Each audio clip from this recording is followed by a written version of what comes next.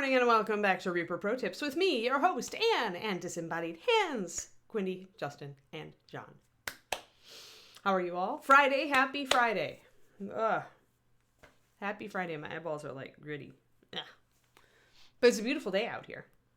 We're having unnaturally warm February weather. It's pre-March. I'm just calling it pre-March. But whatever it is, it's nice.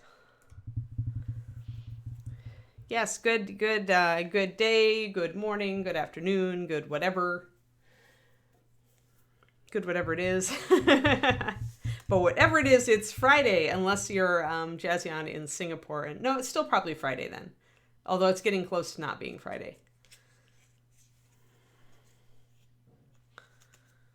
Alrighty, let's see here. We have a Hellborn Warlock, and we have very little left to do on him. Our list is almost done. So really, we just want to do, we need to do the little chain, which is going to be really fast. Whee! It's that little chain there, super fast. And then all we've got left is like the runes here and touching up the gold and then finishing the cape. So super awesome. And we may actually finish this model today, and then I will have to actually do some work and determine what's next. Oh noes. I wonder if this works as a pillow. Yeah, that keeps him in focus. If I had some sticky tack, extra sticky tack, which I could totally steal from his base. I have a slanty block here, and it occurred to me that I could use it to keep him in focus. Yeah, while I grab my paint. Super. So innovative on this stream. Oh, yeah, that would be the light. 1 second. Lowering light, repositioning light, and we should be good now.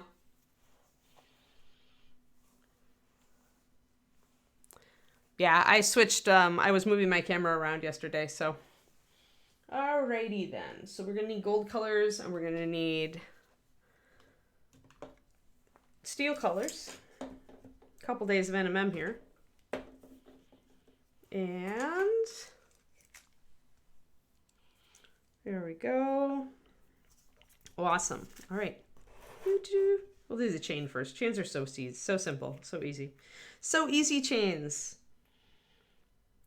And I'm not, I always tell you guys to mix a little bit of some other color into your steel, but for such a small surface as this, it's really not all that important, I think. So I'm going to just do it fast. Let's see, I'm going to need shadow, midtone, so I'm going to need white to go over here. And then I need my dark, so I'm going to use walnut. Morning. Solar panels is cool, missed it. I wish we would get them. Though our roof is a little different.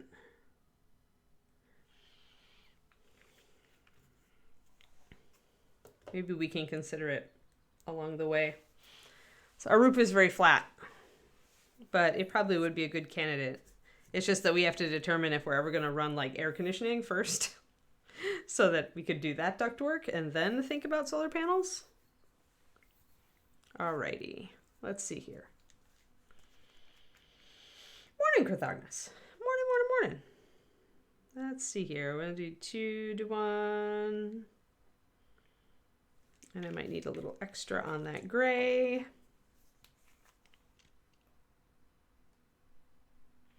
Just to make sure it covers. And I might actually put a dab of my walnut into my gray anyway, even though I told you it wasn't necessary.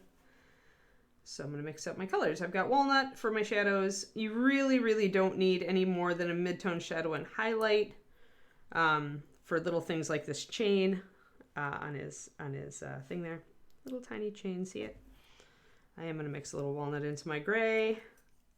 This will actually add some brown to it, so I am actually doing what I tell you to do. Oh no, it's not that. And then we'll have our pure white. Hello. It's a day. We're going to finish this mini, I think. I hope. We'll have to like keep chugging, keep moving quickly and not get distracted terribly. No special base for this guy. I like him, but I don't like him as much as I liked my half-orc, so we're not gonna... This is a Ron mini, I think. Goes to the Reaper Gallery. Alrighty. So yeah, when you have tiny little things to do, you really don't need a huge selection of colors. I'm really just using walnut and my gray with a little bit of walnut in it, and then I've got my pure white over on the other side. And if I need to do a spot blend between the white and the gray, I'll just do it on my palette and not worry about it, because it's just such a tiny little surface. So I'm going to make sure I've got my base coat. I'm going to take my little platform away. All right. But yeah, just finishing up our little bits on this. Somebody asked me, I think it was Silver, or I can't remember who did it. Silver Tongue, I think, yesterday asked about the push to end a mini. And this is really just what I do. I make a list, I execute on the list. Step back, make a list, execute on the list. Gotta take a step back from the mini and just kind of look at it, all the little tiny details, and make sure you got everything. This is especially important if you're doing competition, but because definitely if you just miss something, that's gonna reflect poorly. Speaking of reflecting, you want these little pure dots of pure white just kind of to accent the chains.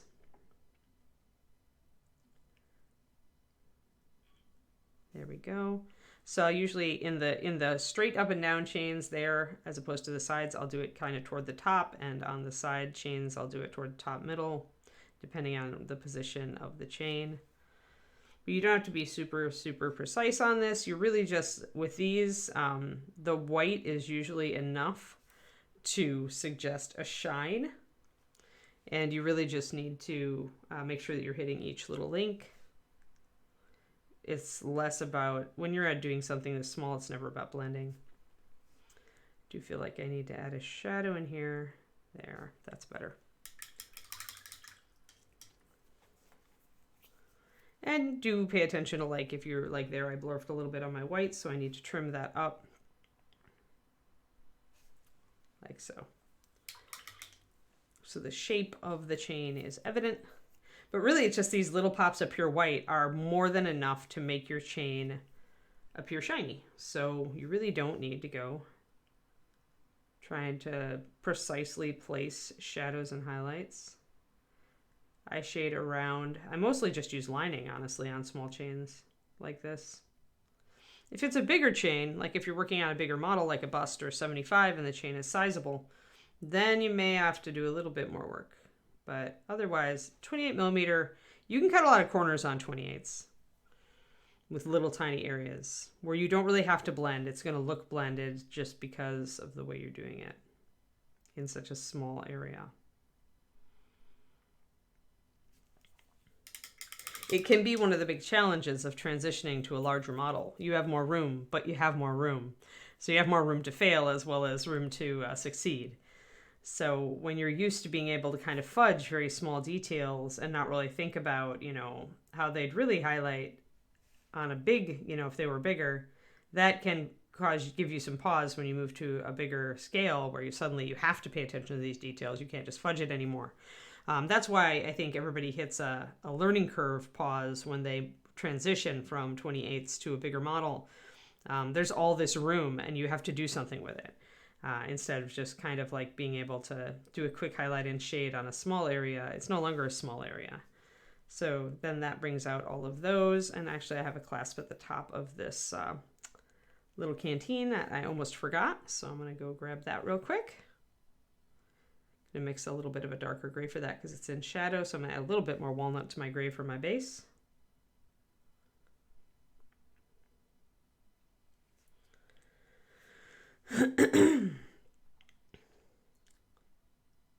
But yeah, so moving to a bigger model can be, in some ways it'll be it'll kind of set you back on your heels, but in other ways it's very freeing because for the first time, you're not like trying to cram your layering into a small area. You have room to move. So it can be both both stressful and freeing at the same time in different ways. So depending on where your painting is at is kind of what your experience will be like. And the other thing about painting big, is that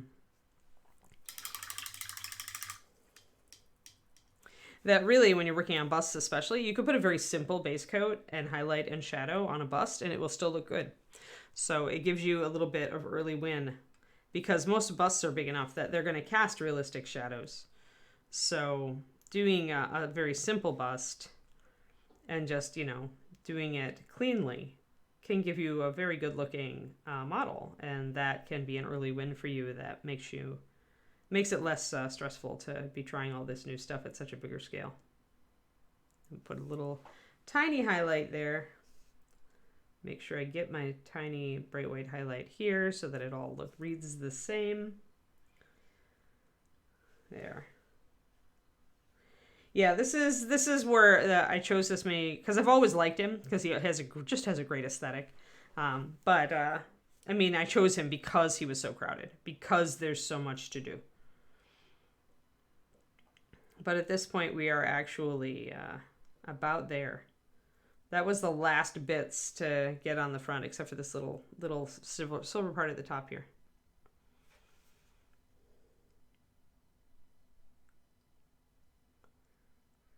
Here's another tip. If you're working on very, very small NMM things, start with a slightly darker gray or a slightly darker golden tan brown, because that will blend into your lining a little more naturally, and then when you pop your highlights onto there, it'll look more shiny. Hey, Nora. Yeah, this is the model with too much stuff. There's also a Paladin with too much stuff. Like, there's a couple of models out there in Reaper's lineup where it's just like, there is a crap ton of stuff on the mini. And since that can be challenging, that's why I did this. If you go back to the beginning when we were choosing colors, back on the VODs, you will probably hear me say things like, you know, the reason we went with blacks and browns and bones is that we wanted a lot of neutrals. We had a lot of stuff to paint. And so in addition to the orange, which is an accent color and that we pulled directly from the skin highlight, all the black and brown and bone is because we needed extra colors in there, but we didn't want to make him go kaleidoscope. So he already has a lot of colors on him. He doesn't really need to if he can melt faces.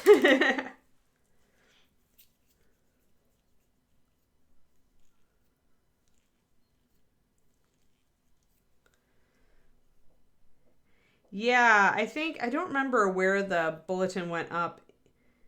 Yeah, and that's why you missed, if you had been able to tune into the streams this week, Twisted Oma, you would have, I think somebody posted on the stream earlier this week that the block was open. Although usually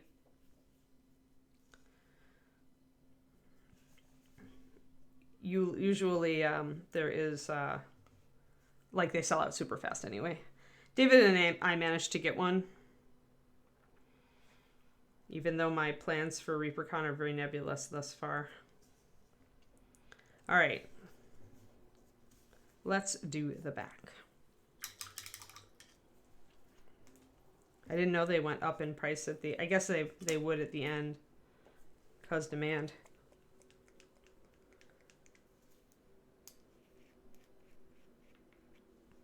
That's right. I knew somebody had brought up that the block was open here.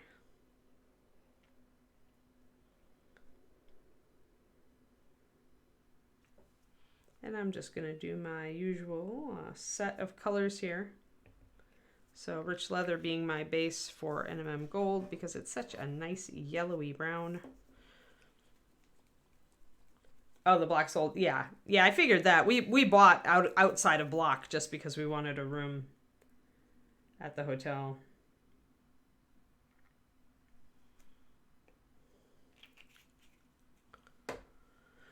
Where is my pure white? There it is.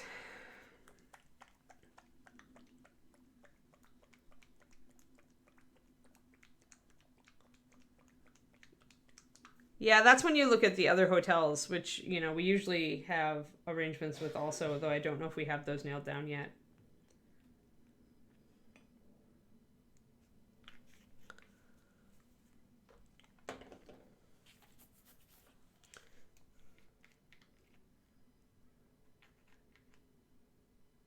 Oh, okay. There it is. There's the other ReaperCon hotels. So there. So you do not have to stay at the Embassy Suites. You can stay elsewhere. I'm going to do that, that, and that. Okie dokie. Time to mix. Mix it up. And actually, I'm going to build a shadow, but just with a little bit of walnut over here. Usually I reach for russet brown, but today I'm just like, mix it, mix it.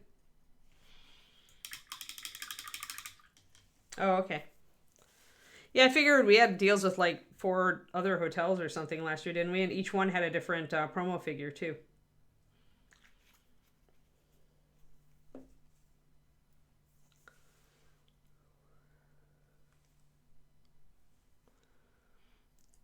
Yeah, I think we got ours for about the rate you did, Carrie.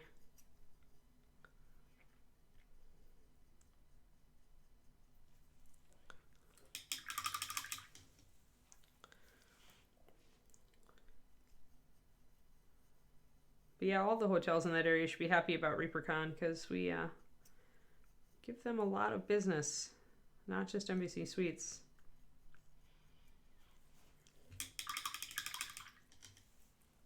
Oh, different promo figures, yeah. Yeah, it makes sense to make them all the same, I think. I mean, it was cool to see different ones, but because it made people who stayed at other hotels like still feel really cool. But at the same time, it's a lot of extra coordination probably. But we'll see. I want a little bit more yellow there. Yeah, that makes sense. Yeah. You might want to, next time, you might want to kind of keep a hawk eye on social media or have your husband do it.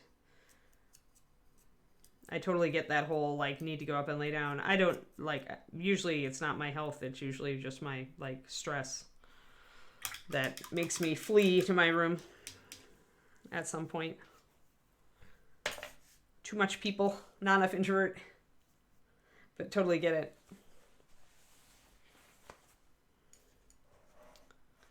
Yeah, I'm sorry you missed the announcement. Sadly, it's in... This makes me think that ReaperCon might be big this year, though. Like, sadly, it's in such demand that things, like, get sold out fast. But the fact that it did sell out so quickly makes me think that it will not be a small con. I could be wrong, but...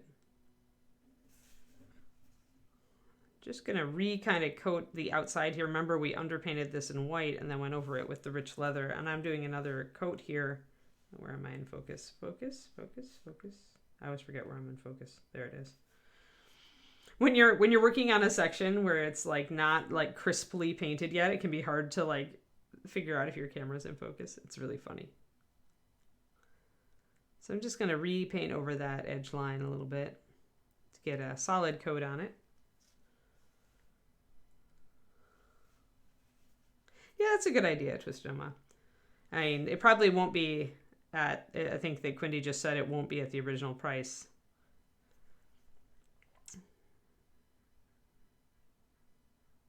But at least it might be a little cheaper.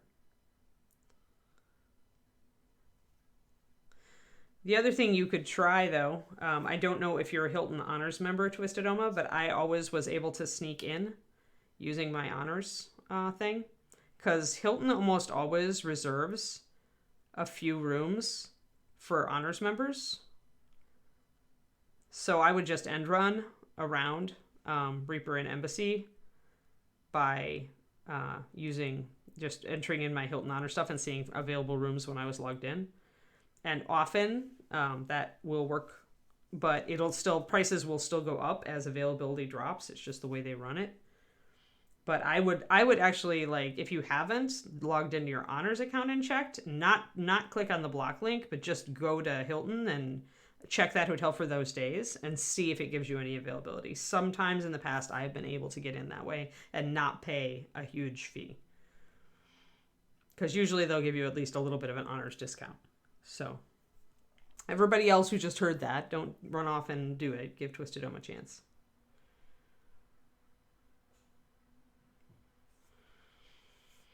But yeah, I've had some success, specifically with ReaperCon in the past, doing that. The hotel block was gone in 5 to 7 minutes, Crowley. It pretty much sells out instantly because everybody's just been waiting for it.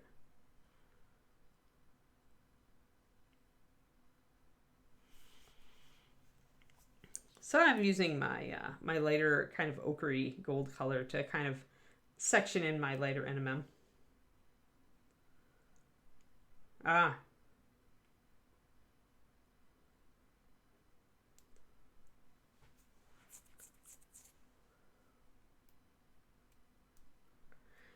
Yeah, I mean, do what you can.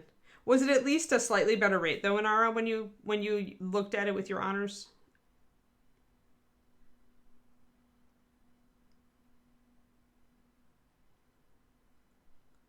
The other option is to use points if you've got them, but I know that gets expensive, so.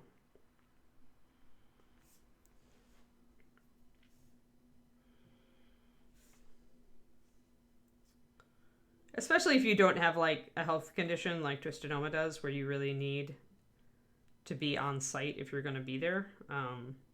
I would suggest not using the slimy option. About $10 cheaper. Yeah, not too good then. Well, but it was an option. I've managed to look out that way in the past, but it was in the past, and ReaperCon gets as our reach increases and word about us travels, we get more and more popular every year. And as the hobby grows, because we really still are the true hobby con. When it comes down to the painting hobby, it's us.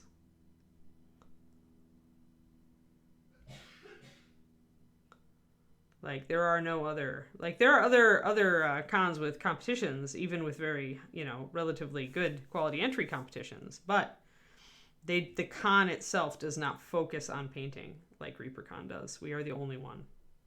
Everybody else tends to go gaming first. And I think it's kind of a testament to how the hobby has matured that ReaperCon is growing like crazy, even still being a hobby con and not primarily a gaming con. Like we add more gaming every year because all of our painters tend to also game in one way or another. But we're not hosting huge 40K tournaments. We're not doing, we're not sponsoring a company like Infinity to do their big event at us. We're not doing any of that. That happens more at like cons like Adepticon, which is also a miniatures con, but not a painting focused miniatures con. Although there is certainly a lot there for a miniatures painter, which is why David and I continue to go. But ReaperCon is still... Yeah, and that's why they're huge, right? But Reaper's not necessarily aiming to like it's getting pretty big without us like trying to cater to the wargaming crowd. And I think that's different. Like the painting hobby has really become its own thing, and I think that ReaperCon and Reaper have positioned themselves very smartly to embrace that section of the hobby and to help it grow. And I think that's big. Like back in the day, it was gaming or nothing. Like if you liked to paint better than you liked to game, you were kind of a weirdo. And there were a few people out there who were your fellow weirdos, right? There weren't necessarily the huge volume that there are today. Right, crafting cons, yes, are becoming more of a thing now. Right. You can always find your people somewhere.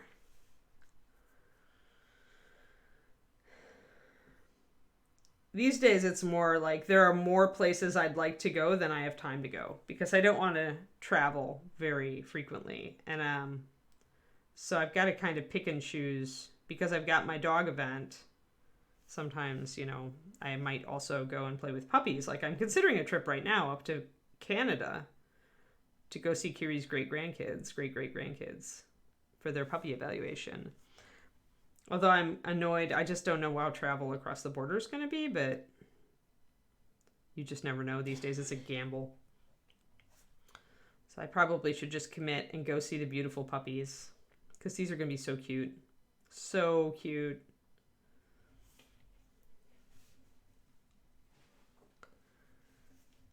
Because they're the Belgian Tervuren outcross puppies. So they're going to look like little foxes. Like all their ears are probably going to be standing up at 8 weeks, and they're going to be like reddish colored. They're just going to look like little foxes. It's going to be so cute. Like I really want to go and see them in person. And maybe even help evaluate them. That would be cool. So we're just bringing in our highlights, and I'm working up toward pure white. I still haven't popped pure white. Sometimes I won't necessarily pop it up to pure white on a gold rim on a cape. Just because, it's like, especially if it's all kind of battered and kind of split up like this, maybe the gold's a little duller. If it's cloth of gold, it will have gotten dirt on it at this point and stuff like that.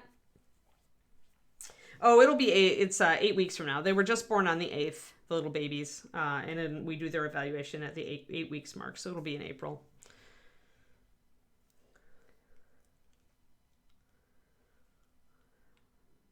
But I've got to get my plane ticket now if I'm going to do it. So I need to talk to my compadre who lives in Seattle and see if she's still open to fetching me from the airport and if we're going to drive up together, or if I have to manage it all on my own, which I've done before and can do again. But it's much nicer to have company when you're sitting in line at the border.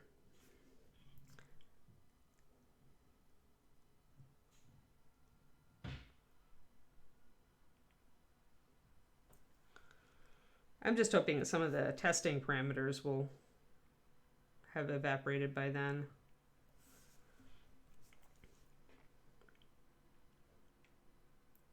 But I should assume they're going to be in place still, because governments and moving slowly.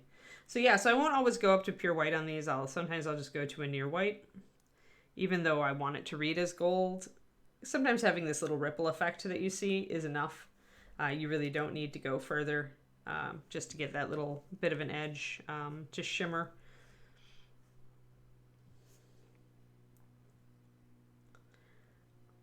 Yeah, they're outcross puppies, which means we've outcrossed to a different breed, to breed to our Shiloh Shepherd girl, and then we'll evaluate those puppies, and the ones that carry the traits that we are trying to reinforce will be bred back to Shilohs for several generations until they essentially look and act like Shilohs again, but we keep the genetic diversity from the outcross.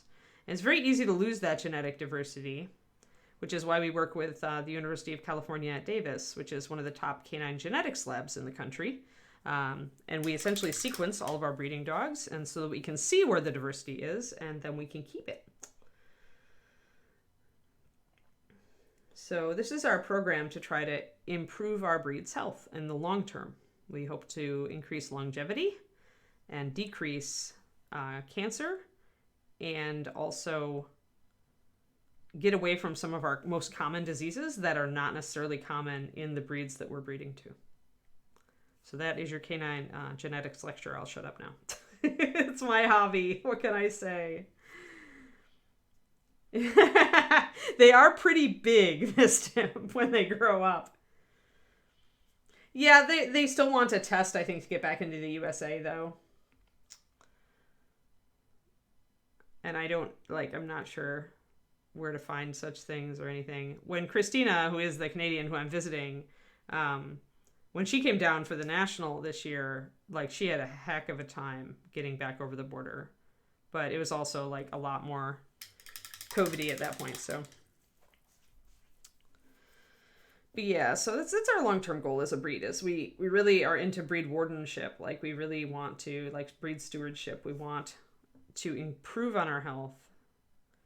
And it was funny because the puppy we're thinking of getting is actually part poodle and part Dutch Wetterhound. It's from that outcross, which I really believed in and championed. It was the first one we did.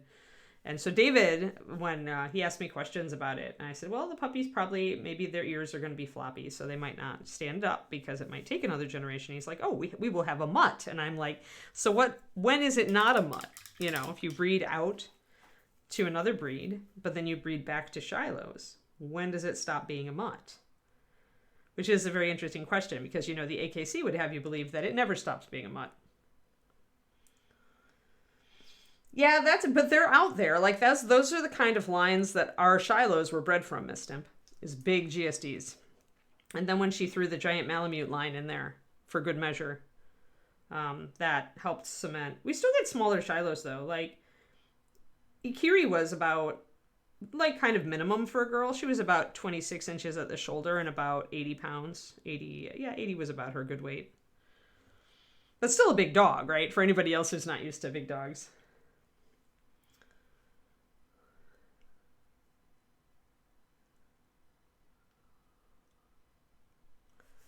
But yeah, I'm looking forward to having a puppy again. I hope Bridget's litter takes.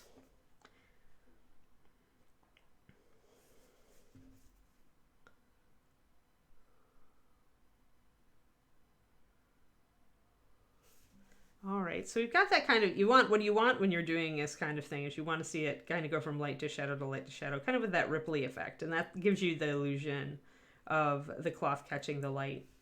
So let's see if I have Shiloh bean pictures. One second. I can look up tiny puppy pictures. Boom.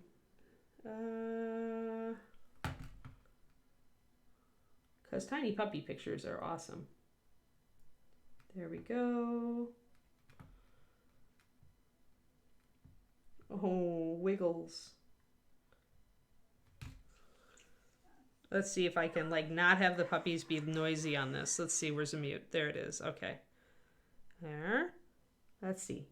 There's the wiggly tiny puppies. Look, guys, puppy cam. They're only 3 days old.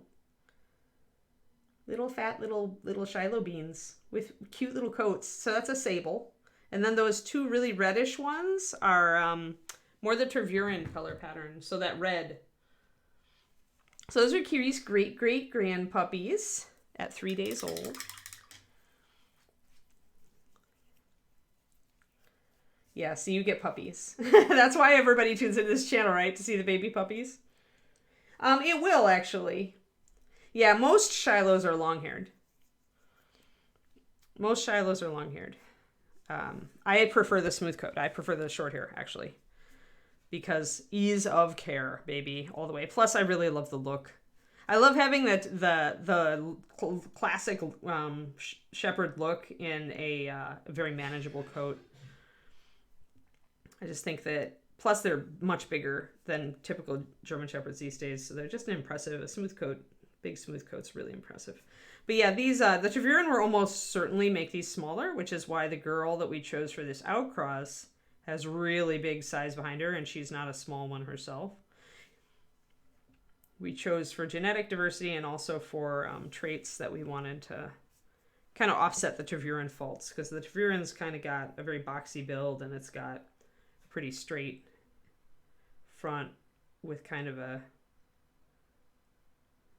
The front assembly is not like what we like, so we had to pick a dog that would offset the Terv faults. Alrighty. But yeah, they will probably be smaller. Although the Tervuren we chose, Mist, is actually 27 inches at the shoulder. Like, he's big. Hey, Freestyle, thanks! 27 months. Awesome! Was that sub because puppy pictures? Puppy video, actually.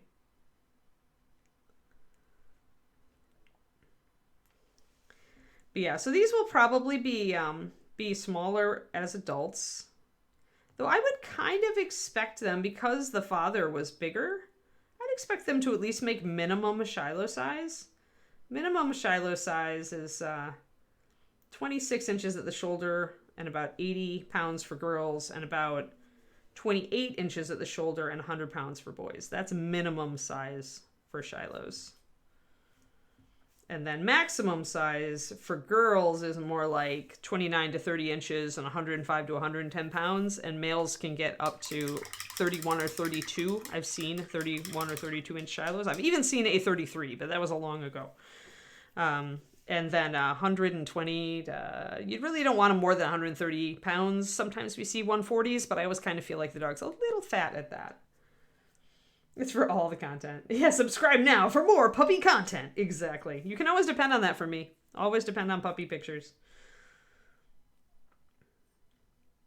Even and especially when we get our new one, there will be puppy.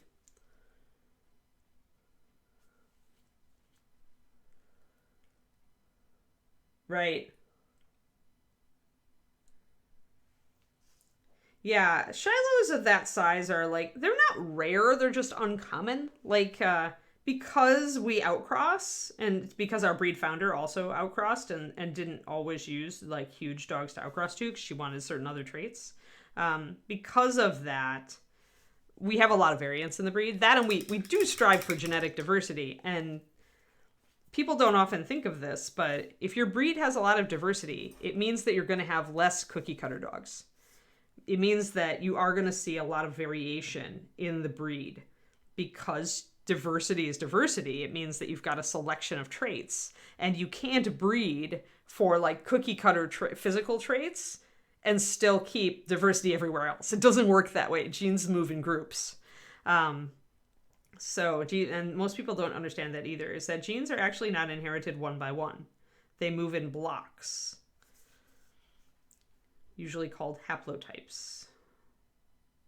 And so you can get the weirdest thing where genes that seem to like they would be not related at all actually are inherited together. It's one of the cool things about genetics. It's why canine genetics is kind of my hobby.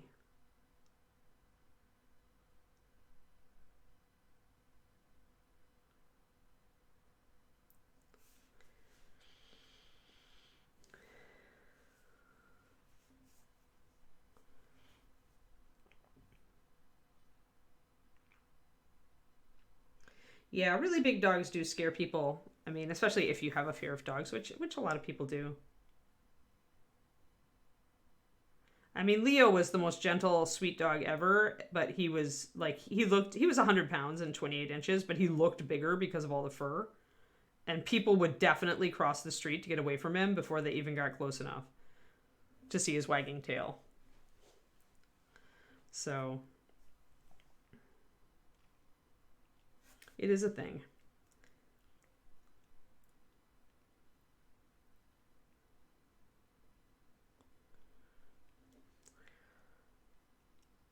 David thought Leo was monstrously huge, and told me he wanted a smaller dog. So hey, we're getting an outcross for that reason. Like, this dog will probably not be huge.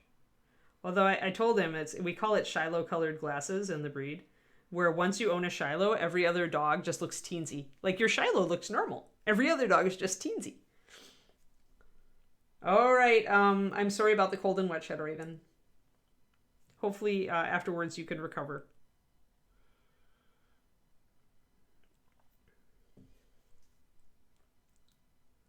Oh, neat. Practice decoy. Cool.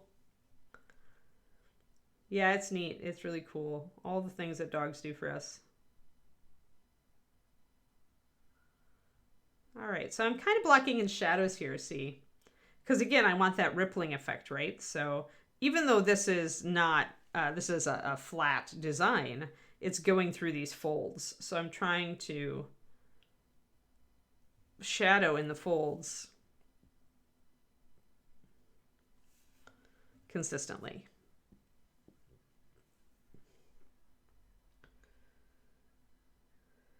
Yeah, I'm excited. I'm excited about all these outcross puppies. We've been trying so hard. Tina's last outcross was like 2005, and then she died before she could find new ones, which is how our breed got in this pickle.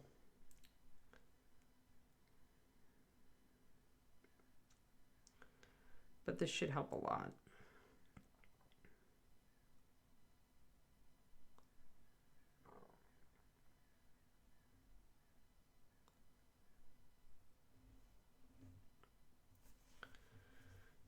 Do.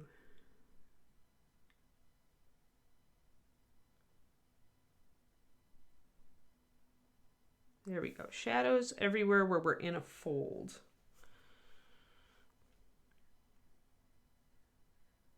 But yeah, our puppy might be ready right around ReaperCon, and that's why I'm kind of like saying I might be at ReaperCon for a day. I might be at ReaperCon, you know, for all days. I don't know yet. Kind of depends on when our puppy is born, and I've committed to doing the evaluations. That means that I have to spend 2 days in North Dakota. And if those two days in North Dakota are like at ReaperCon days, then I have to really, I'll only be at ReaperCon for a day or two if that happens. Though I have made plans just in case, like I can make it work, but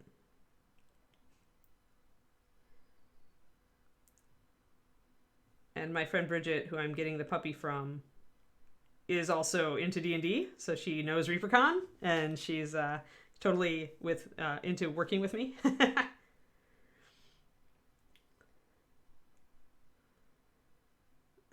Yeah, if he wanted a guard dog, he should have gotten a Malamute.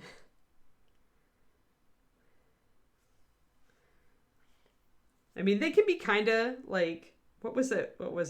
There was somebody who I met on the internet who used to have Malamutes, and we were chatting about breeds, and she's like, I stopped having Malamutes because having several male Malamutes in your house is like having a bunch of frat boys. It's like exactly that attitude. They could be very charming and lovable, and then they turn around and wreck your house for fun.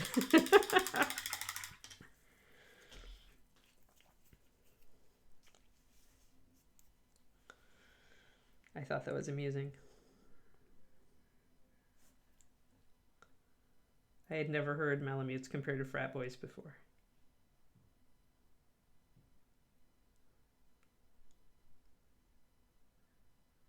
Alrighty, I think we've got all our shadows laid in on the gold now.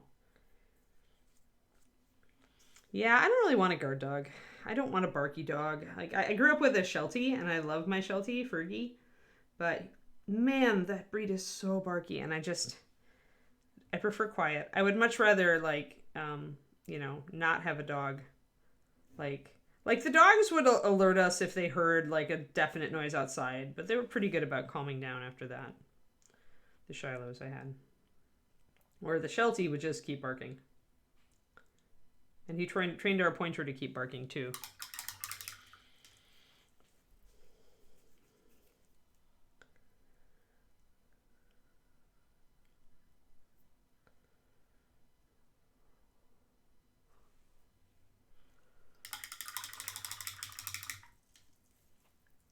Oh no. Yeah. Cats love paint water. It's not good for them to drink. So and they will try to drink it. So always be good about cleaning up your paint water. Because the cats think that is the best like kitty cocktail ever. But it is not good for them. I don't know why cats love paint water so much, but they do.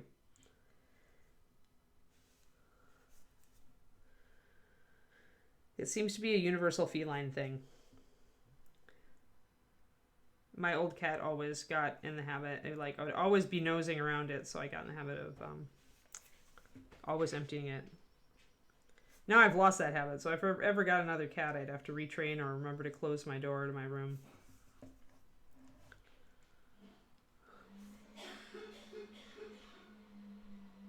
I see.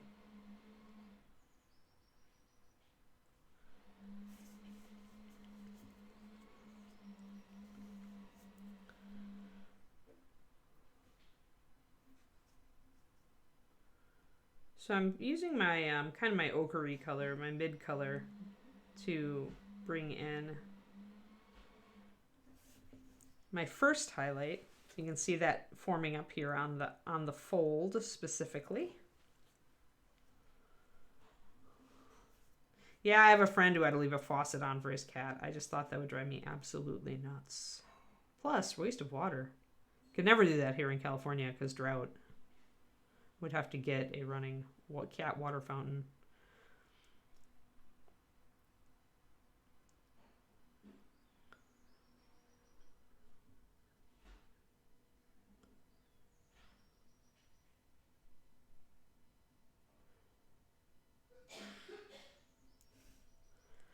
Again, trying to stick to, you can see where the line of this fold comes up. So start trying to stick to my lights there. If I get a little blurfy, like I got a little kind of fuzzy there at that where that flame lick comes up, I can take my walnut. Because the blue is so dark, I can take the walnut and adjust it a little bit. I'm so excited for the weekend, guys. Are you excited for the weekend? I just want to kind of chill. Oh, I wanted to say also, so I have 100 Days Gold Journal. I really love this journal format, so I'm going to order another one. And originally, my 100 Days Gold Journal was to submit to 100 agents in 100 days. So I have 4 left, and 2 days left in the journal because, you know, vacations and crap disrupt you. But I also, I couldn't submit to all 100 because some of them just aren't open to submissions. So essentially, I will have submitted my novel to 86 agents by the end of Saturday, which is still a crap ton of literary agents. If I,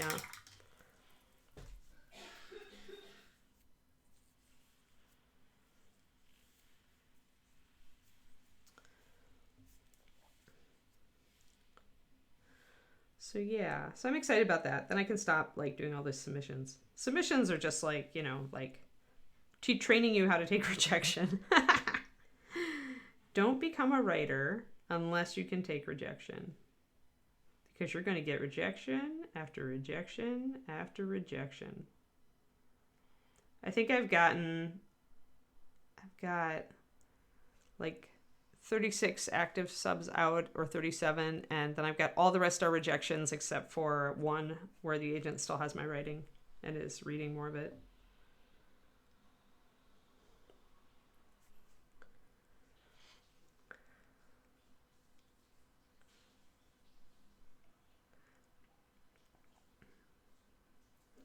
So yeah, 86 is a lot of agents. So I did want 100, so I may go back and revisit, because, you know, they'll close themselves to submissions because they're usually catching up on their current submissions, and then they'll reopen again with agents usually. So there are 17 I could not on my list that I could not submit to because they were closed all along.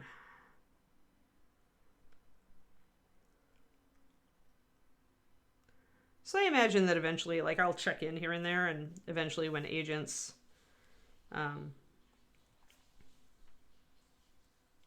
open up, I'll probably submit until I'll end up having about 100 subs out on this manuscript.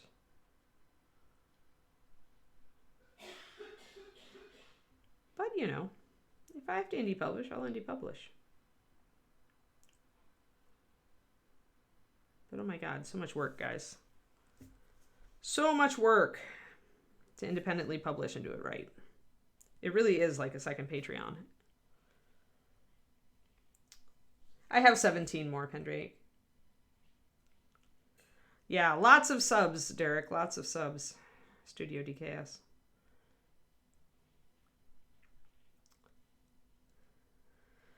But yeah, I have 17 more, Pendrake, so I'll just... And there's also... there are some at agents that I've already submitted to, but I'm waiting on a response from the first agent. But there's another agent at that agency that is a really good fit. And, you know, oftentimes those agents like were closed. So I submitted to the next best agent. So there's still a few also that I'd like to submit to if they ever open for submissions. There's probably about 5 of those left on my list, like agents that I would just really love to submit this manuscript to. Just because the agent themselves is such a great fit for my writing, I think. So.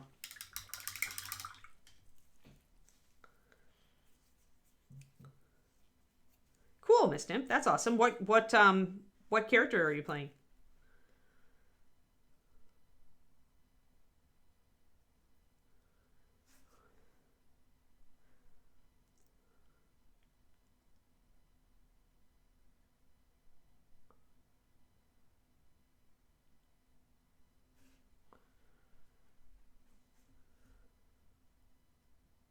So now I'm going to bring up my highlights a little bit more.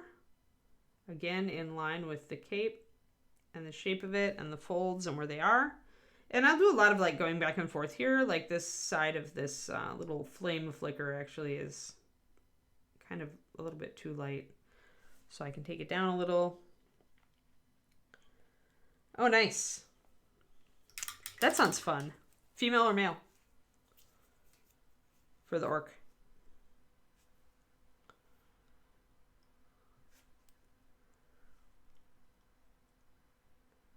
So now I might just start breaking it down by each flame flicker, guys, where I'm just gonna evaluate, instead of kind of dancing all over the surface and trying to hit areas that make sense, I'll start focusing on each flicker and getting it. Okay, cool. Yeah, it could be fun. Druid Barbarian is, I think, cooler than just a straight up Barbarian, because it gives you that extra spirituality element. And the magic and the shape-shifting, which is really cool. It's just a cool character concept. Are orcs like kind of like scary character class in your world, or are they, or in this world that you're playing in, or are they like kind of a more civilized type of orc, or are they at least, you know, known to trade with humans and other races and stuff? Okay, interesting. Yeah, I almost always do females.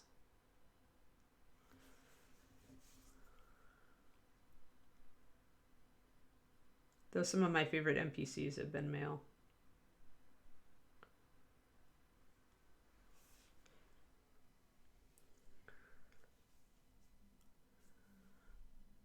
So that top one I think is pretty good.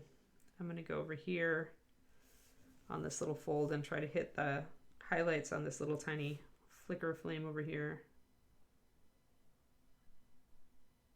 And remember, if you go outside the lines, because this definitely is brush control at this point, if you go outside the lines, you can always just take your walnut and touch things up. It's not a big deal.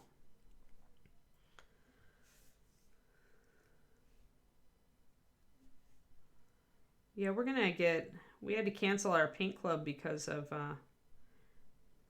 David's COVID. And then we're going to have to cancel it again probably because he's going to be gone. Unless I decide to have it without him. Maybe I'll just host without him.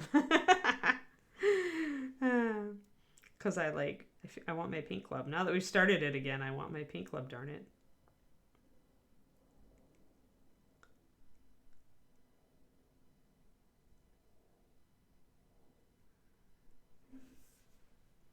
There we go. So that's coming along.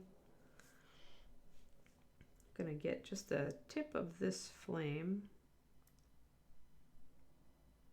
brightened up because that's on top of a fold. Oh, okay. Yeah, whatever works.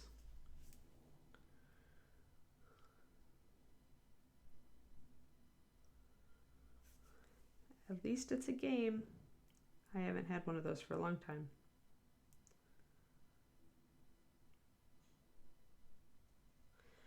There we go. So just bringing in a little touch of pure white here and there. I'm going to really pop it a little bit up here. And again, on cloth where it's going to be like gold thread or whatever, I won't necessarily pop it with a really strong hit of white. Like this white is thinned about 2-to-1. So it's not going to be a really strong poppy highlight, but it should be enough with the shadows. Here it's more about getting that kind of flickering feel back and forth from the dark to the light. So you do need the white to make that read correctly, but you don't necessarily have to have these tiny pops of total pure white. Like I use thinned pure white on cloth of gold type stuff usually.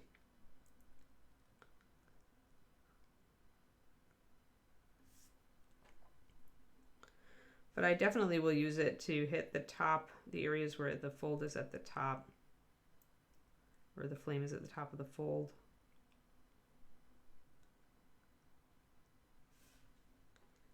To hit those little bits. And then if that's too much, then I'll knock it back with some of these other colors a little bit. Because sometimes it will read as just too much.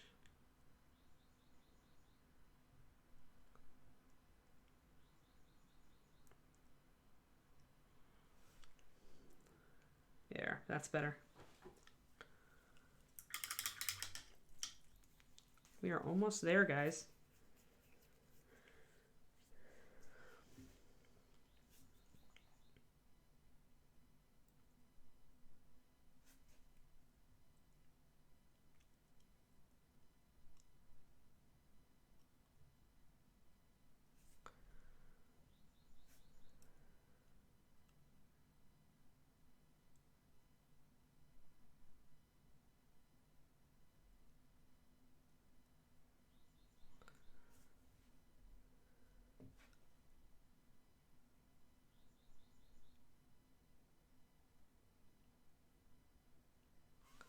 Alrighty, let's see here.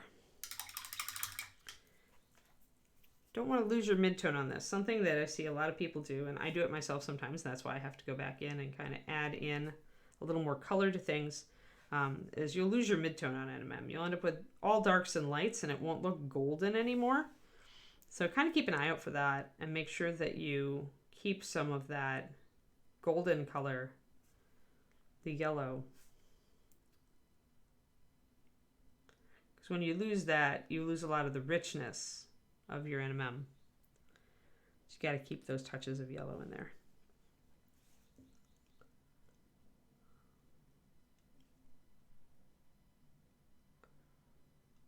And sometimes that'll just mean extending your that gold color into your shadows a little bit extra, or just keeping an eye on your highlights and how far down and how much area your highlights take up, and kind of shrinking them a little.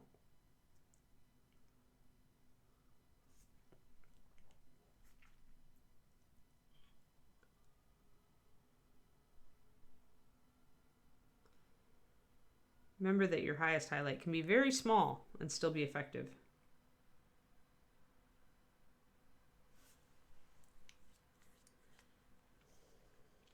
I'm getting there.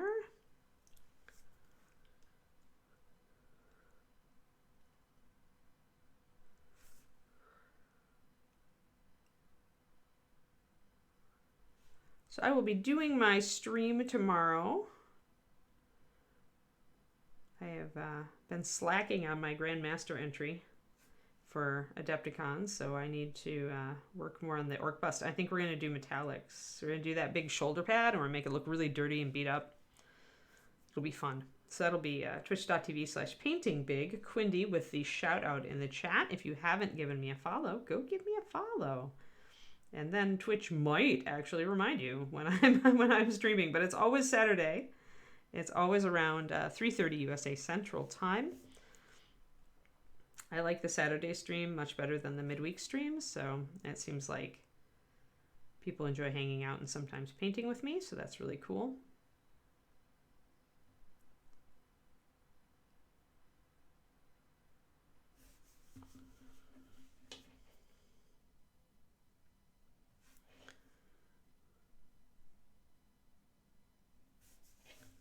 So I want a nice broad highlight here at the bottom of this fold, so I really made it come out.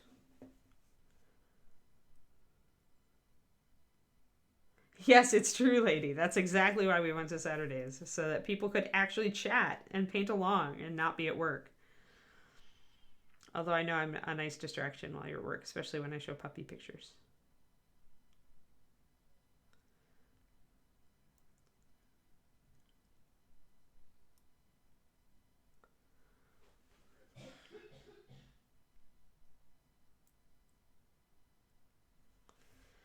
All right, so bringing up the outside of that.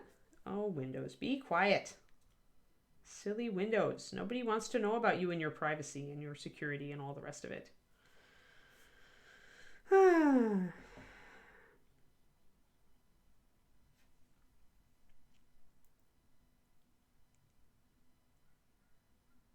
Just a little bit of highlight here, a little bit of highlight here.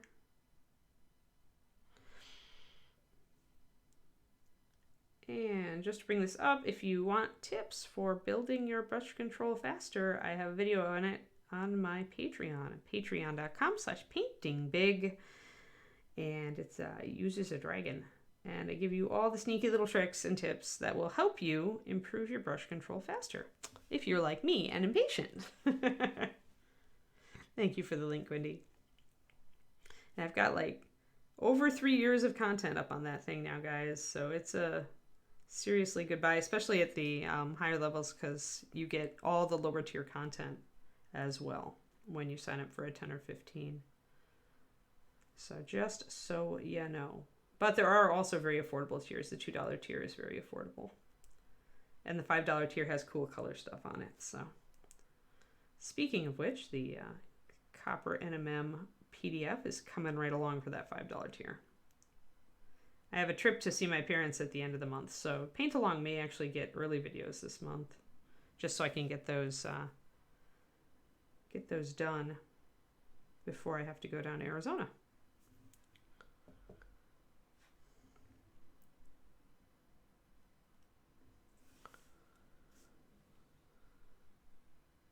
Cool, Crows. It'd be good to see you. I always like just having people to hang out with while I work on my big guy, big bust.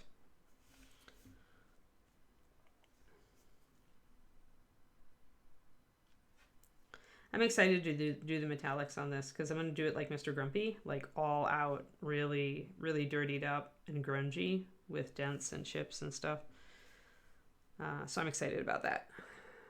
Hey, look at that snaztastic cape, guys. And now that it's painted in, you can actually see that I do have highlights in the blue cloth. It's just a very dark blue. Sometimes when things are unfinished, it makes it very hard for you to spot, like, how things look relatively.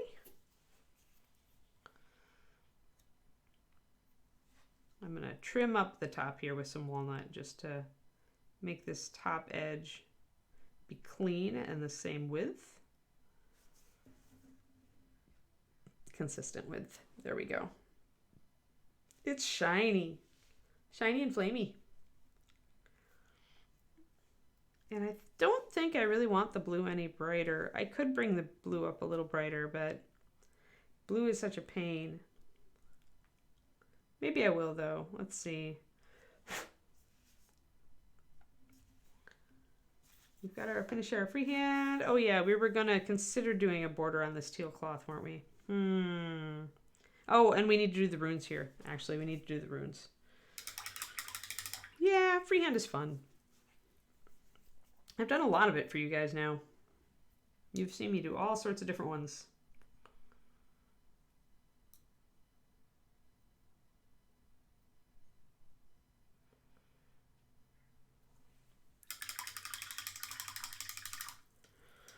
Yeah, just figure out a good emblem. If he's a bear totem, totally do a stylized bear head. Like, I actually looked up like polar bear head logo stuff the other day, and that gave me some cool stylized designs that most of a logo design is usually simple enough that you could map it out, just like I mapped out this flame. That would be pretty cool to have on a cape for your orc.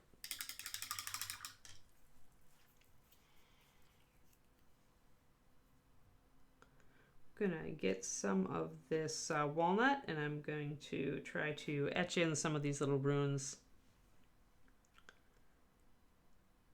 Actually, I'll probably do a little bit of a mix. I don't want it super dark, so I'll mix it with a little bit of my rich leather. And the runes are not all like super easy to hit or see. Some of them are kind of hard to see the shape. So you just do the best you can. And if you blob a little bit, it's okay. Because you can always go up and trim it with adding a little bit of white or light yellow.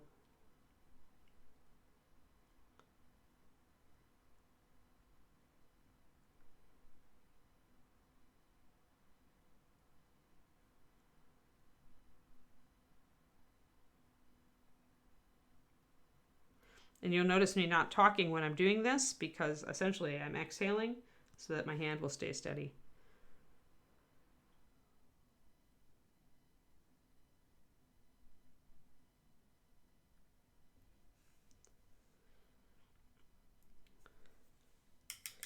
So I've gotten all those in now. Yeah, that makes it easier if there are less waves and wrinkles and folds. That's much easier to do. NMM.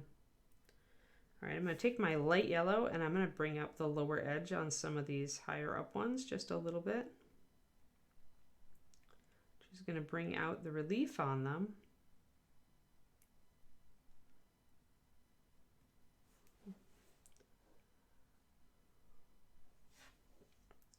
Blurfed one out a little bit there. There. Let's see how adding those tiny little touches of pale yellow to the bottom edge makes these stand out a little bit more.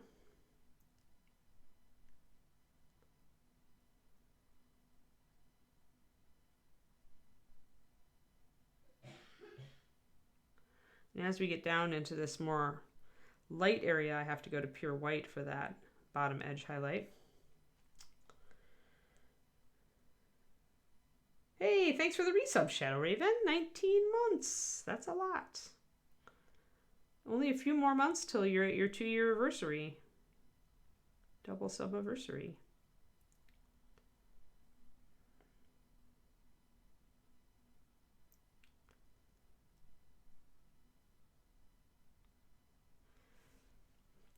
There, that brings those out just a little bit more.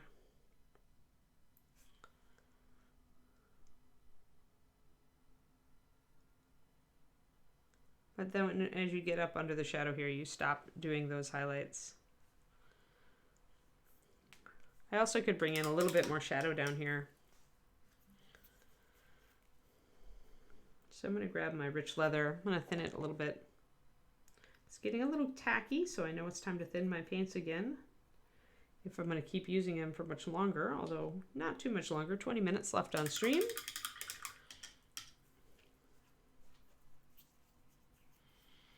Let's see here.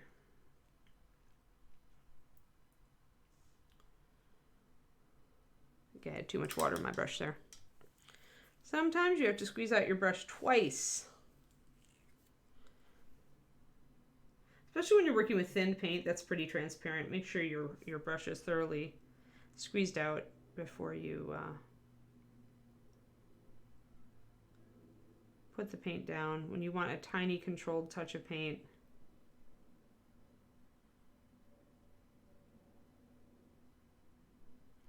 I just wanted a little more yellow down there, a little less white. Now I can come in with my pure white and bring an edge highlight down the side here, because it's going to catch the light.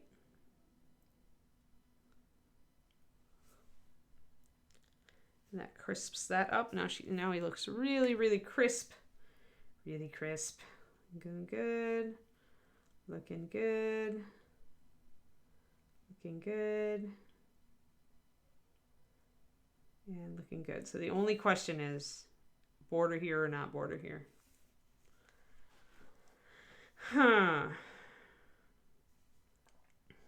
Like, I feel like this angle, which is like really not, the only thing that makes it a viewing angle is his face. But it does feel really blank here. So they were sculpted in Pendrake. I just like took my paint and reinforced them. But he actually does have little runes sculpted into there. I just left them mostly just suggested before and decided to go in and actually bring them out now.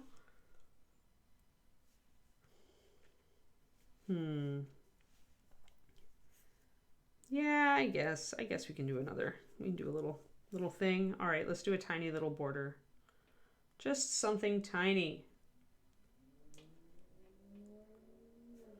So we will start it around here. We will bring it over to here. We will be fancy and do something fancy here, because why not? I'm just going to make that X marks the spot for in a second.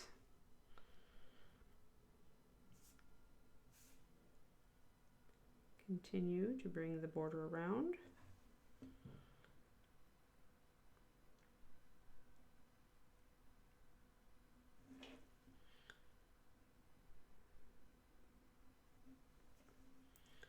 And it comes back behind here, back behind there, and then it comes out over here and here. So like that. And here, because I'm silly, and apparently I don't want to do enough,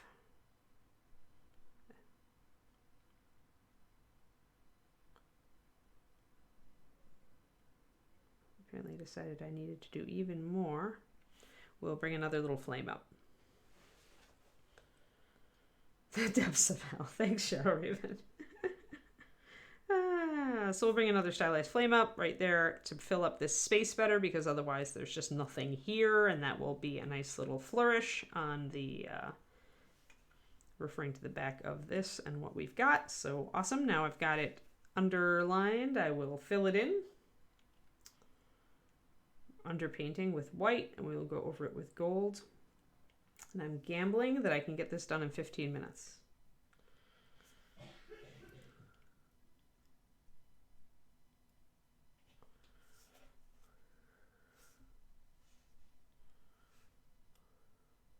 But I want to widen out this band a little bit.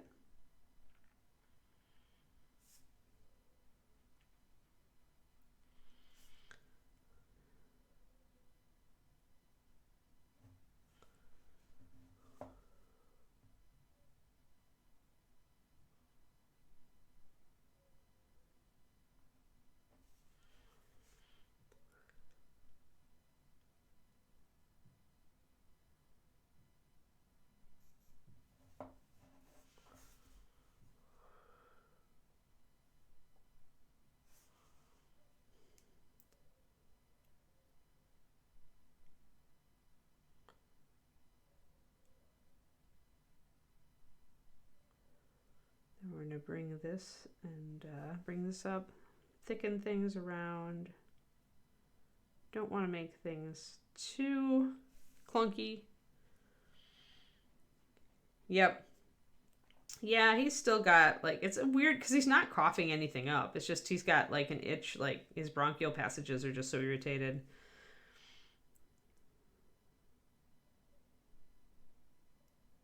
He is like totally over it. Like he is just like, I am getting over this thing. And it's like, it's been almost 2 weeks that he's been sick. I, of course, still feel great. He's like, it's not fair. I'm like, well, maybe if you ate my diet and exercised every day, you'd have a great immune system.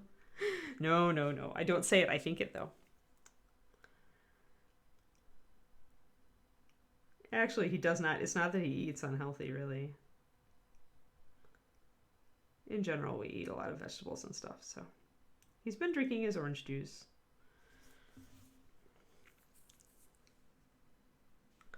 It's not congestion in his chest. It's not. He's like, it really is at this point. Just, he gets like this, he describes it as just, he gets a tickle, like, you know, he gets an irritation feeling in the back of his throat and it makes him cough.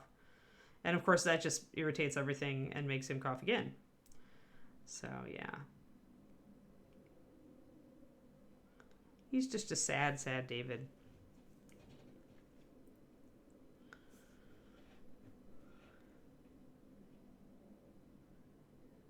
Let's thicken up this line. But yeah, he's in the next room over, so when he really coughs, I'm sure you guys can hear a little bit. Sorry about that. Not much we can do.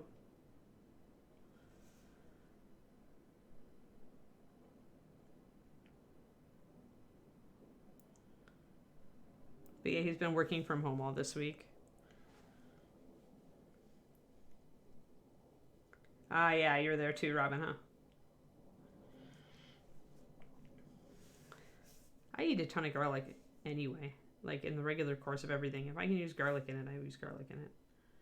Maybe I should just make some shrimp scampi.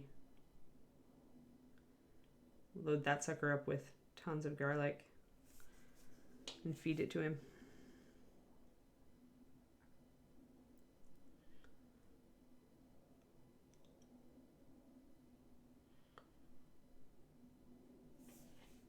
All right, so more or less a solid line. Need to bring our flame a little bit more into flaminess.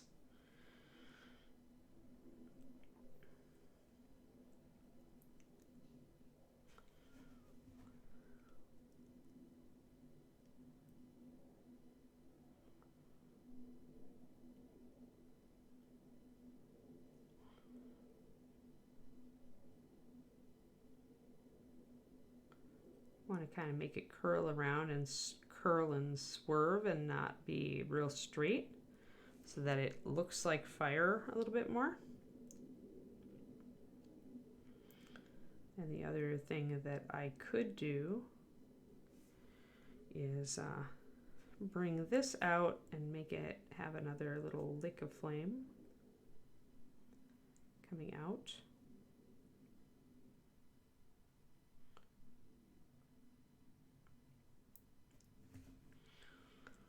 And bring that up a little bit here.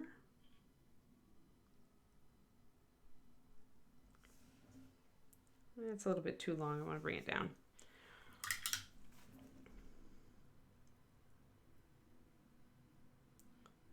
Gonna try to scrub it off.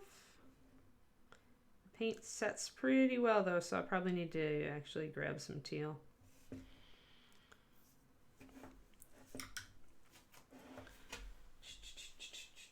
I want my Tianzia jade. Where did it go? That is not Tianzia jade. Why do I not have it? Aha, there it is. It was hiding. Hiding in plain sight.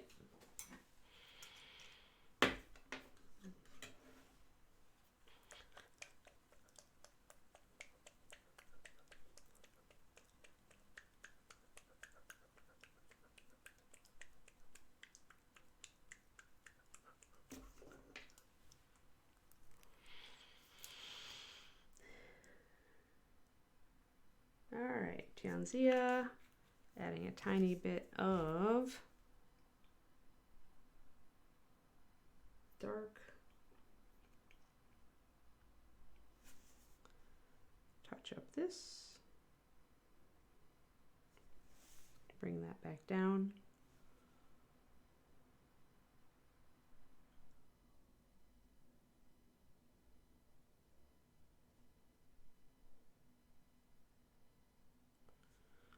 Bring it down until I see that I like it a little bit more.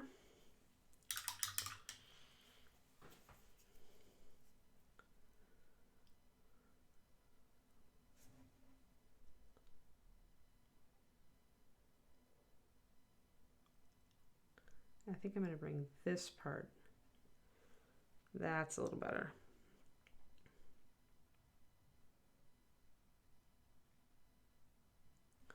Don't want to get too intricate, but you do want to have it be intricate enough that's interesting. And actually I can reverse that here if I want to make it a little more interesting and bring a shadow in to an area to break it up like this.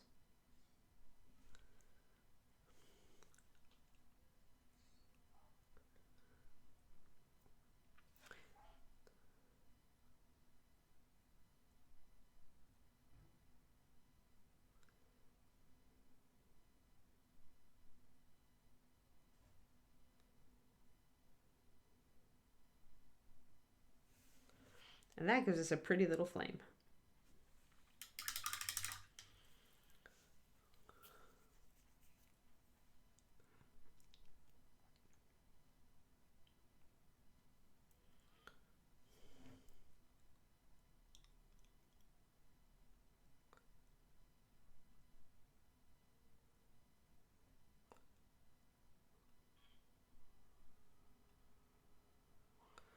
There we are, and then I'm going to get this white a little more solid over here.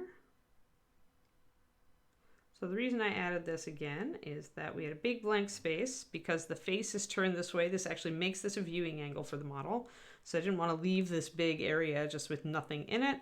And since we'd already decided to do a gold border, it let me introduce a stylized flame coming off of that, which works with the flame pattern on his back and helps to break up all of this boring space.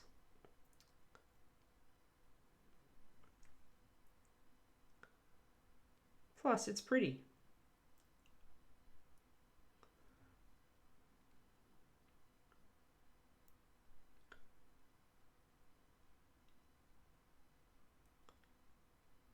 And the little crossed sticks that I kind of made there to grow it out of is just like style of thing, just to make it more interesting and dynamic. The more openness, negative space, and angles you can use in a design, the more interesting visually it tends to be.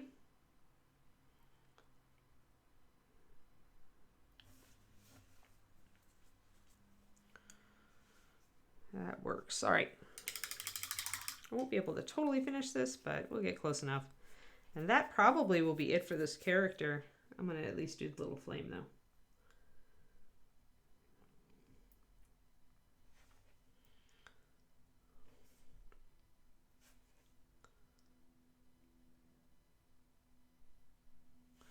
So once again, this teal isn't quite as dark as the blue though. So underpainting in white is, we had a choice between underpainting in white and underpainting dark. I decided that white was still my choice. And what I think I'm going to do here is I'm going to start with the gold, but I may bring it up into yellow and orange to again echo the colors that are being used up here and back here, but leave it gold around most of the rim.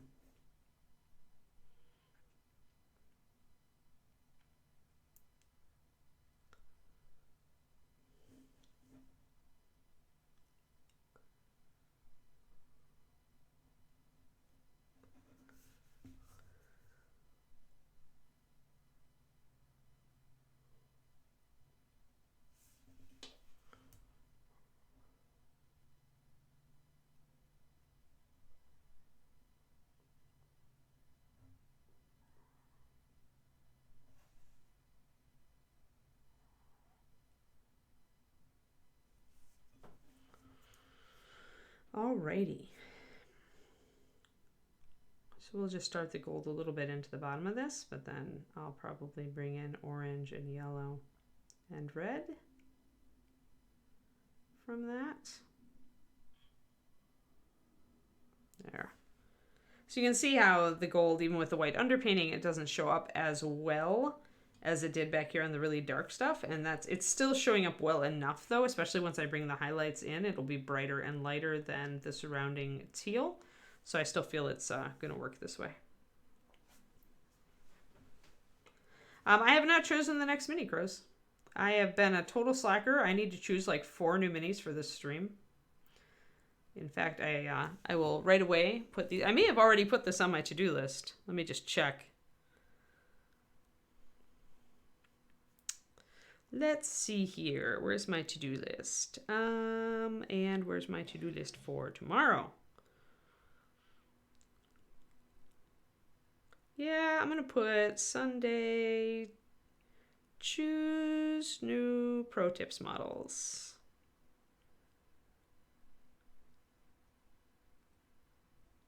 So at least one of the new pro tips models will probably be a Greek Odyssey model, but we'll see.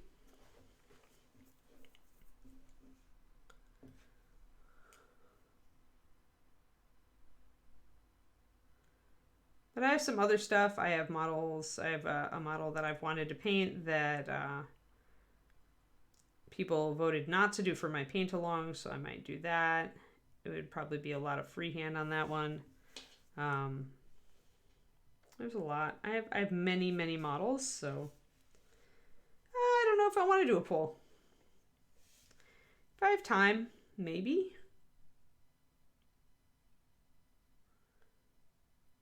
But I have learned Pendrake, because I did a poll for Bronze Golem, and I was perilously close to ditching that model. I have learned that if I want to finish a model on stream, I should choose a model that I'm very much looking forward to painting. And so I feel like, sometimes I feel like doing a poll on stream if I've got a number of models that I like and I'm just not married to any particular one. But right now I haven't even gotten an idea in my head, so I need to pick a bunch of models and see how many there are, and if I have exactly as many as I need, I'll just do them all. And if I have a choice, then I'll give it up for you guys, but no plan, no real plan to do that. Sometimes when you are an artist, you really have to go with your gut, not somebody else's. Going with some, like, I found this out on the Halfling Assassin. I almost didn't finish her because I got into the freehand that I got kind of suggested to do on stream, and I hated it. So you just gotta be, sometimes you just gotta be you. I don't know. I'm not even going to do that shit or even. I'm just going to look for models that, like, I think I can teach cool stuff on, and we're just going to do that. I don't need a to-do list for my to-do list. I actually use the Todoist app, Robin, and I love it. It's perfect. And then for like monthly goals and 3-month goals, I use journals for those. And that keeps me on track. Like mapping out my day-to-day on the Todoist and then doing broader, looks at what I want to do monthly and tri-monthly. It works for me really well. I mean, I get a lot done. You guys don't even see like how much stuff I get done for the dog club and my writing, along with the painting stuff. Well, anything can teach color theory. Yeah, Todoist is my friend. I love Todoist too. I only use the free version. I don't even make use of like the more elaborate app stuff, but I just really like it. All right, so we got that. I've got a little bit of time to do one highlight in yellow. So as I bring up these highlights, again, we're going to be highlighting higher on the folds and letting other stuff go lower. There's a big broad fold here. When you have a big broad fold, there's usually kind of a dip in the middle. So you should be mindful of that and put a slight shadow in there. Yeah, and I've found that I really need to scale back. Like I just rescaled back my writing goals for the next 6-month projection. Because I've been working on my edits I got from a professional editor, and it's taking longer than I thought.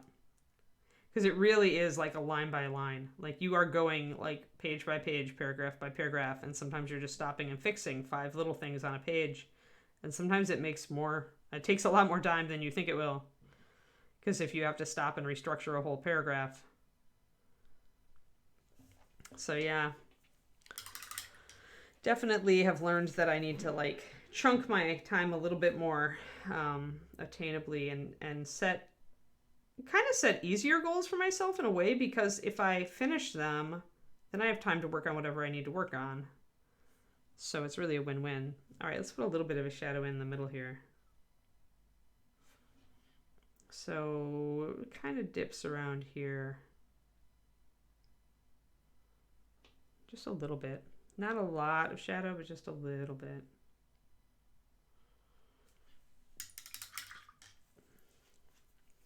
And I think then that I might do this.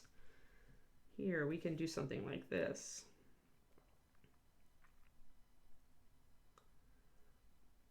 We can actually make this overlap like we did Celtic Knotwork. So let's do a line and a line to break that up like that.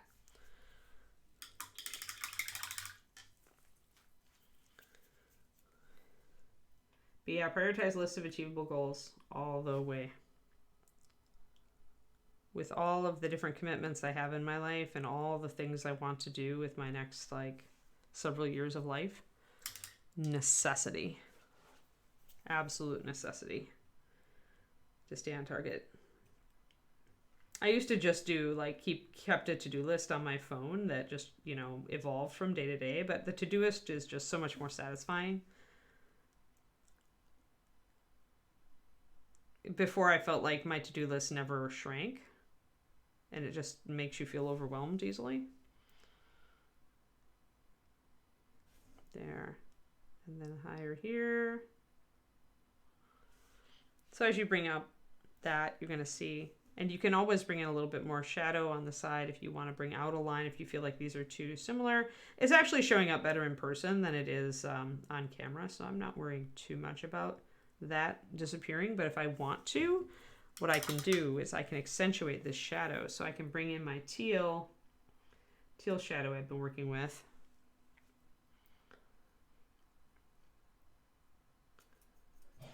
Which is really just Tianzia Jade with just a tiny bit of walnut.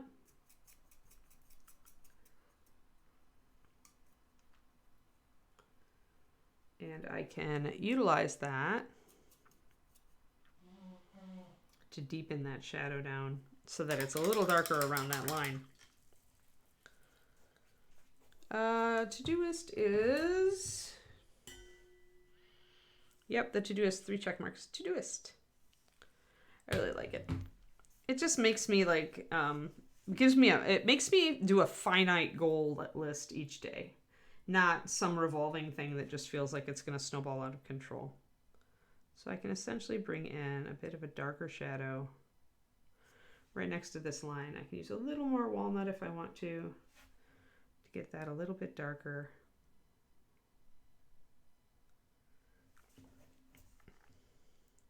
Just enough to kind of outline around that freehand and maybe make it stand out just a little bit more.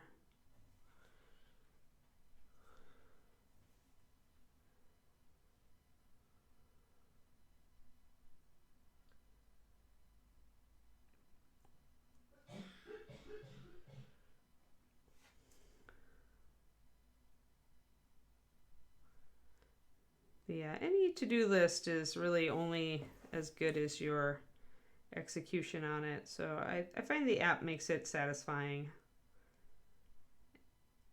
And I definitely can see when my day is filling up. Like I don't let myself get more than one screen's worth of, there we go. So there's a darker shadow and that lets that line show up a little bit more.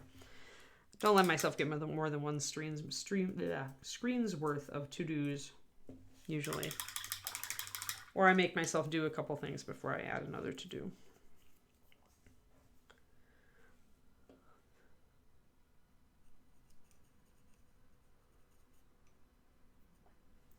All right, I think that we're pretty good there. We didn't quite finish, but we're close enough. You guys get the idea. Maybe we'll do just a tiny bit of time next time, just like finishing up this guy.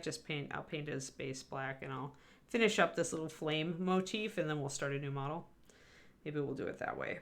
Because I do want to finish him. I want to get you guys have the satisfaction of looking at the whole model being done instead of like almost done. So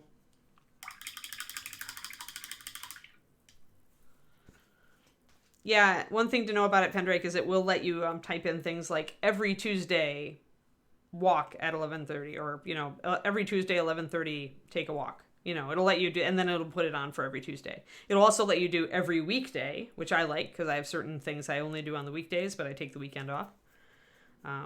So things like that. It'll let you do that kind of thing. Yeah, I gotta do the base, but I mean the base is just these tiny little cobblestone texture, and most of it's just black. Gonna be a black rim. So I'm not gonna do a fancy base on this guy.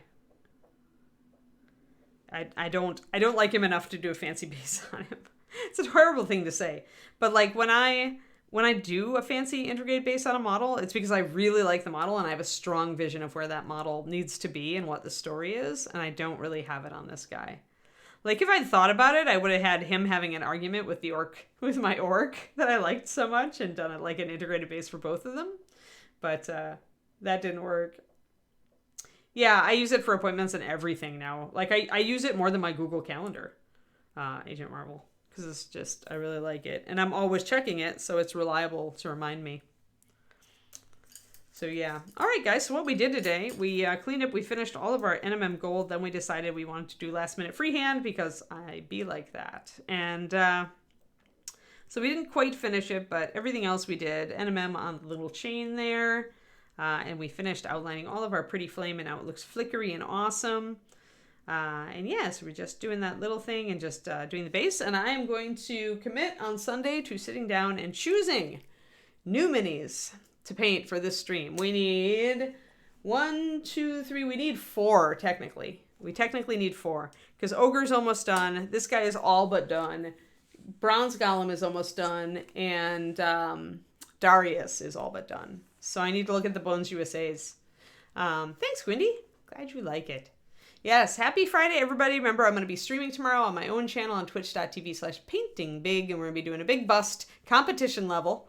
And I'll be doing shaded metallics. Wicked cool shaded metallics. That's what I'm doing tomorrow at 3:30 p.m. USA Central Time. All right. Darius was fast, actually. And the hair folk's going to be pretty fast, Pendrake. I think we're pretty good on that. But yeah, we'll see. I'm going to try to pick a variety. For sure. There is something I'd like to do that is, like I said, full of freehand, of a different type than we've done before. So, Alrighty, everybody. Thank you. Thank you, Quindy, for everything. Thank you, Reaper. Thank you. Thank you. Thank you. Thank you. I'm just full of gratitude today. You guys have fun, and I'll see some of you tomorrow. All right. Bye-bye.